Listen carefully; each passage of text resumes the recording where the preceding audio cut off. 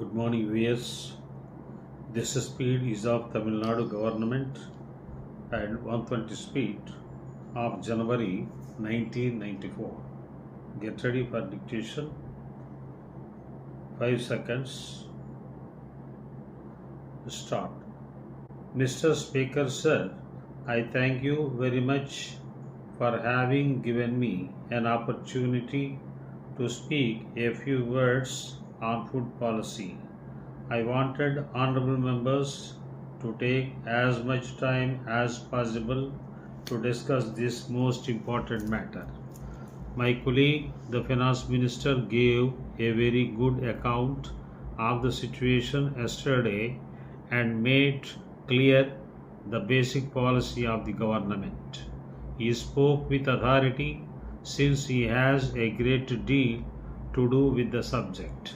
Yet I want to say a few words because recently there has been some confusion in the public mind and many things have been said which appear to me to have no justification at all. I wish to clear the confusion as far as possible. The honorable member who asked me earlier in this session whether there would be a debate on food policy was probably under the impression that some big changes were under consideration. As a matter of fact, a change in policy was neither intended nor suggested.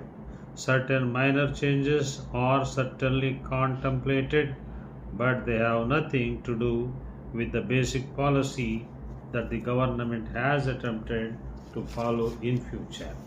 I am sure the House will realize that during the last few years, the Food Ministry has had to face very difficult problems.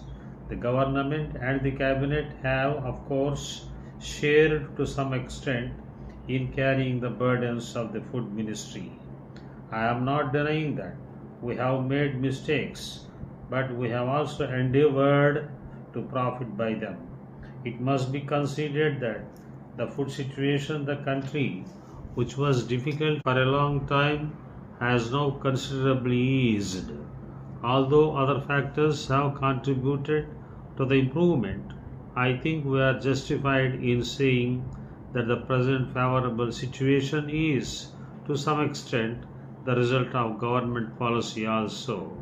In this connection, I would like to pay my tributes to my colleague, the Food Minister, who has approached the very difficult and complicated subject of food with an energy and an awareness which I think have produced certain positive results all over the country.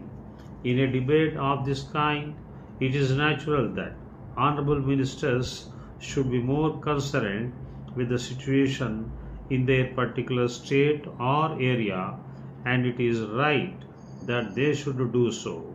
Nevertheless, the most important thing is that we keep in view India and her food problem as a whole, and at the same time remember our basic policy. It is open to the House to discuss our basic policy, but insofar as the government is concerned, there has been no occasion to effect any change in it. And as far as we can see, no such occasion is likely to arise. I can only add that our basic approach will remain unchanged, even though the food position is much brighter. The Finance Minister pointed out the close relationship between the food question and planning. But in regard to the supply of food and other necessities of life, it is not enough merely to see that there is fair distribution or that people do not prosper at the cost of others. If we do this and no more, our economy will be static. We must also see that we get the best out of our development and planning programs. For instance, if there is a surplus of food in the country, we would naturally like the nation to be fed more adequately but we must also think beyond the immediate wants and utilize our resources with foresight. With these few words, I conclude my speech. Letter from Messrs. George Brown and Company, Bombay, to Messrs. National Company Limited, Bangalore. Dear sirs, we thank you very much for your letter dated 10th instant, giving details of the land which you propose to sell to our company. As you are aware, we are the leading company in this part of the country engaged in the manufacture of latest designs of household furniture.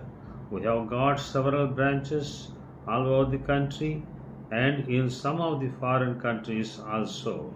We intend to expand our business activities in India and in other countries.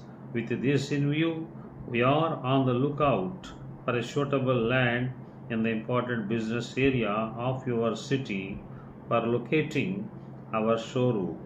We see from your letter that the land you propose to sell is situated in Mahatma Gandhi Road and is acceptable to us. Our engineer will be visiting Bangalore in the course of the next few days for the purpose of valuation of the property. As you are aware, any proposal for the purchase of property by our company has to be placed before our board of directors for its approval. The next meeting of the board is fixed for 21st of next month, by which time we hope to be able to take a decision in the matter. The decision taken by our board will be duly communicated to you immediately thereafter. Yours faithfully,